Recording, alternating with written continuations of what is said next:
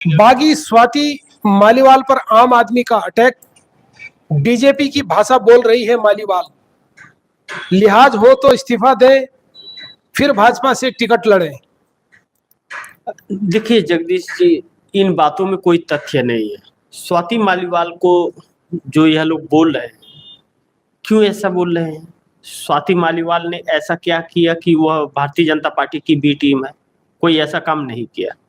हकीकत यह है जगदीश जी की जब अंतरिम जमानत पर लोकसभा चुनाव के समय आए थे अरविंद केजरीवाल छूट करके जी। कुछ दिनों के लिए, 15-20 दिनों के लिए, उस समय स्वाति मालीवाल मिलने गई थी और जो सिक्योरिटी थे उनके साथ में अभद्रता किए थे।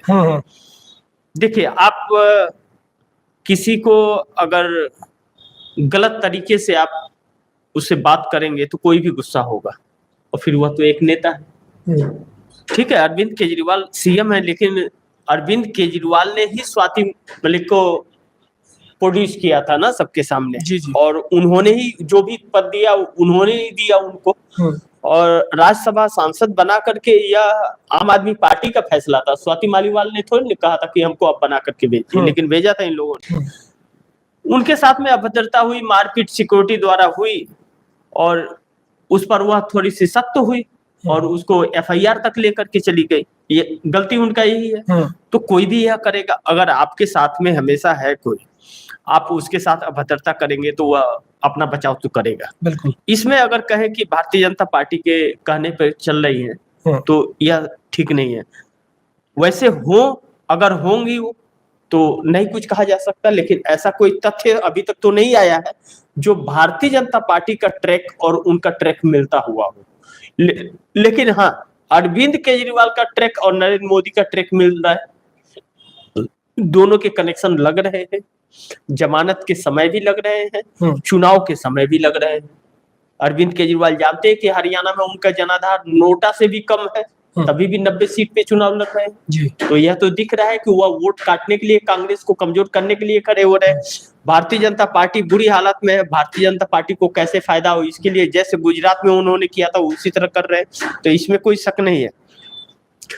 देखिए, अरविंद केजरीवाल इस वक्त जमानत पर आए हैं, लेकिन किसके रहमो करम पर आए हैं और किसके लिए कर रहे हैं यह साफ तक दिख रहा है।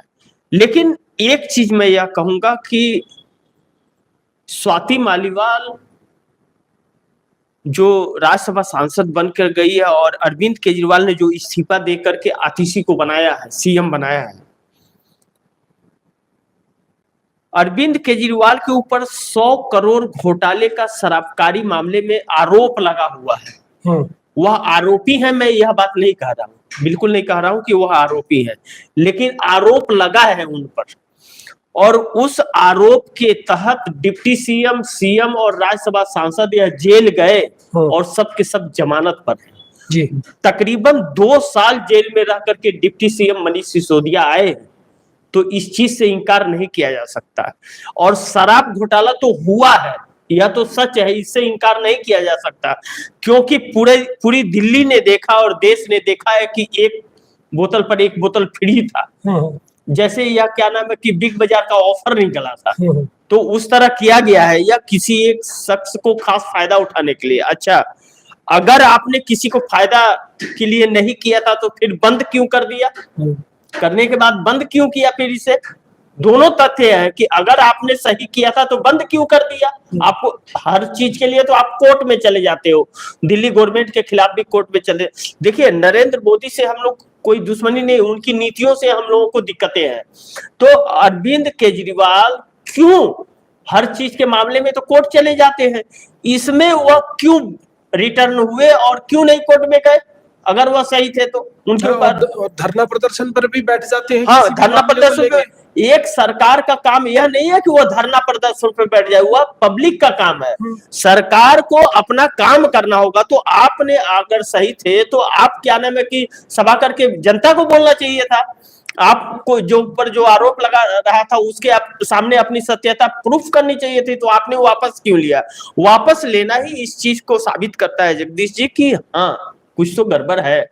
और यह मामला पहले कांग्रेस ने उठाया था, भाजपा ने नहीं उठाया था, कांग्रेस ने उठाया था। जब कांग्रेस ने इसको तूल दे दिया तो भाजपा मजबूर हो गई। इसमें देखिए भाजपा के पास भी 52 करोड़ रुपए गए हुए हैं। जो शराब घोटाले का सरगना है वह हैदराबाद से है। उसमें चंद्रशेखर राव के बेटी के कविता भी इसमें जेल में रह करके वह भी अभी जमानत पे छूटी है। तो यह सब उस कटघरे में आया है, लेकिन इसका कनेक्शन भाजपा से भी मिल रहा है। जब कांग्रेस के तेवर अलग हुए तो भाजपा ने सोचा कि यह मुद्दा लपक लो और लपक करके इन लोगों को जेल में डालो। क्या नाम है कि अरविंद केजरीवाल इंडिया गठबंधन में गए, इसके लिए उसने लपका, इन लोगों को पकड़ा। तो यह चीजें जो है जगदीश जी, यह भारतीय जनता पार्टी और अरविंद केजरीवाल की मिली भगत को उजागर करती है। देखिए ऐसे मैं बताऊंगा जगदीश जी, जब तेलंगाना का चुनाव था, विधानसभा चुनाव था, उस वक्त के कविता को पूछताछ के लिए लाई थी। उसके पहले ईडी ने दिल्ली बुलाई थी और उनकी गिरफ्तारी की बात चल रही थी। जब के चंद्रशेखर राव, बीआरएस पार्टी उनकी 10 साल सत्ता में थी जब से तेलंगाना अलग हुआ था, जब मोदी से हाथ मिला लिया तो के कविता के पास ईडी जाना छोड़ दी, ईडी जाना ही छोड़ दी। और उसके बाद में कांग्रेस ने उसको पूरे तेलंगाना में फैला लिया। और नरेंद्र मोदी ने जब यह कह दिया सिकंदराबाद के अंदर, तो सिकंदराबाद के अंदर यह कहा नरेंद्र मोदी ने कि के चंद्रशेखर राव हमारे पास आए थे एनडीए में शामिल होने के लिए, मैंने मना कर दिया। यह साबित हो गया कि हाँ दोनों एक ही हैं, क्योंकि भारतीय जनता पार्टी तोड़ के सबको लाती है, आए हुए को वापस नहीं करेगी, उसको भी जो सत्ता में है कहीं। तो भारत वो कर दी, हुआ हो गया फेल, पूरा इन लोगों का षड्यंत्र ही फेल हो गया। और जब षड्यंत्र फेल हो गया जगदीश जी, तो इन लोगों ने चाल चली। फिर इन लोगों ने क्या चाल चली? इन लोगों ने लोकसभा चुनाव को लेकर के चाल चली। और जब वह उसमें षड्यंत्र हुआ, फेल हो गया, तो लोकसभा चुनाव के लिए के चंद्रशेखर राव इंकार कर दिए साथ में चुनाव लड़ने के लिए। तो जब इंकार किए तो उनकी बेटी को गिरफ्तार कर लिया गया। तब पूछताछ के लिए नहीं बुलाया गया, तुरंत उनको गिरफ्तार कर लिया गया, जेल में थी।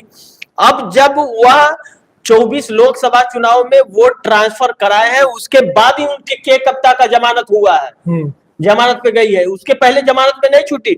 जब रिजल्ट आ गया, सब कुछ हो गया है, तो अब छूटी है वो ईडी के रडार से। तब सीबीआई ने उनको गिरफ्तार नहीं किया, नहीं तो सीबीआई भी फिर गिरफ्तार करती। तो यह मिली भगत थी। और देखिए क्या हुआ, के चंद्रशेखर राव की बीआरएस पार्टी का ही पता नहीं चल रहा है, अब पूरा सफर चट हो गई एकदम से।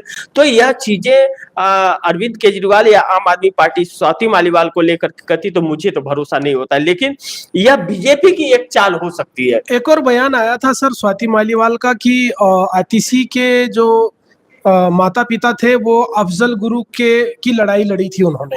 देखिए इसमें तो क्या नाम है कि इसमें स्वाति मालीवाल का समर्थन नहीं किया जा सकता। आतिशी एक नई नेता है, यह सत्य है, इससे इंकार नहीं किया जा सकता। और दिल्ली की तीसरी महिला सीएम है वो, यह चीज सही है। देखिए अफजल गुरु के मामले में, अफजल गुरु ने इस देश को क्या वो नुकसान पहुंचाया था? यह यूनिवर्सिटी की ही तो बात है, जेएनयू की ही तो बात है, जेएनयू की ही तो बात है।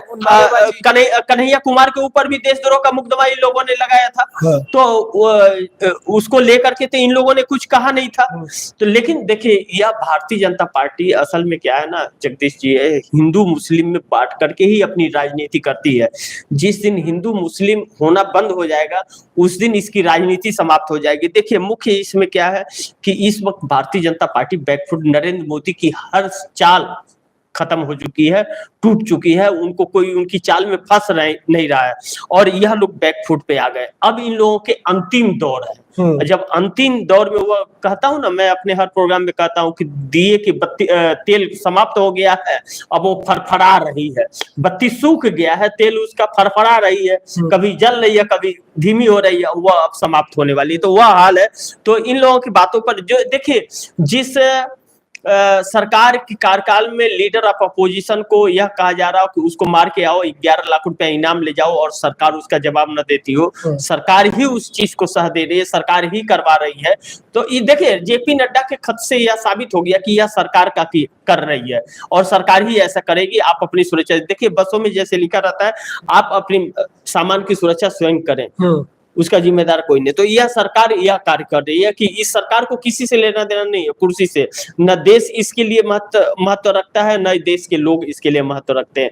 बस यह सत्ता पे आ गए हैं किसी तरह से यह लोग, और यह लोग सत्ता पे काबिज रहना चाहते हैं, उसके लिए कुछ भी कर गुजरने को तो तैयार काबिज रहने के लिए तो जनता का सपोर्ट चाहिए ना। नहीं नहीं, यह जनता की सपोर्ट से नहीं, इनको जरूरत ही नहीं है जनता के सपोर्ट का। इनके लिए चुनाव आयोग बस काफी है। इन लोगों ने कानून बना लिया कि चुनाव आयोग को यही चुनेंगे। चुनाव आयोग भी इनके मर्जी से हमेशा थोड़ी रहेगा। और नहीं, जब तक ये रहेंगे तब तक तो रहेगा, तब तक रहेगा। ये हटेंगे नहीं। हाँ। ये हटेंगे नहीं, इनको हटाना पड़ेगा तब हटेंगे। यस, देखिए क्या नाम है कि एक वो काम भी जनता ही करेगी। वो भी काम जनता करेगी। देखिए एक चीज क्या है ना जगदीश जी, मैं कहता हूँ कि मेरी कोई इज्जत नहीं, आप बेइज्जत कर लो जितना कहना है, उसी को वज्र थेथर कहते हैं। तो गांव देहातों में यह कहावत चलता है, हम लोग की तरफ तो बहुत, खास करके यूपी में चलता है। एक थेथर होता है, एक वज्र थेथर होता है। वज्र थेथर को लात से मारो, जूते से मारो, उठा के फेंक दो, भगा दो, फिर वो आ जाएगा, तो उसको कोई फर्क नहीं पड़ता है। समझ गया ना? तो वह चीजें हैं, वह चीजें राजनीति में होने लगी। पहले, इसके पहले आपने 25 साल आप एनडीटीवी में थे, कभी ऐसा देखा आप लोगों आपने अपने 25 साल के करियर में कि ऐसा कोई नेता मिला जो इस तरह की घृणा फैलाता हो आम जनता के अंदर? लेकिन राजनीति चल रही है, यही राजनीति है, और जनता ने ही चुन के भेजा है। कुछ जनता ने चुना है, कुछ चुनाव आयोग ने चुन दिया, कुछ ईवीएम ने चुन दिया। तो यह चीजें चल रही हैं। लेकिन वह कहते हैं ना, हर किसी का अंत होता है। जब रावण का अंत हो गया तो मोदी क्या चीज है, किस खेत की मूली है? मोदी मतलब क्या? मोदी मतलब जीरो, मोदी मतलब नफरत, मोदी मतलब घृणा। यह चीजें हैं मोदी का मतलब, समझ गया ना? और इसी चीज के लिए यह लोग जाने जाएंगे। मैं बार बार जगदीश जी कहता हूं कि यह इतिहास बनाने आए थे, खुद इतिहास बन गए। इनकी इतिहास जो लिखी जाएगी ना, काले पेपर के अंदर सफेद कलम से लिखी जाएगी, काले अक्षरों में नहीं, काले पेपर पे इनकी इतिहास लिखी जाएगी। और बहुत लोग लिखेंगे इनकी इतिहास को, और यह आने वाली नस्लें इस देश में पढ़ेंगी कि मोदी एक नाम का शख्स एक आया था जो तानाशाहियों में हिटलर को भी पीछे छोड़ रहा था। जी जगदीश जी।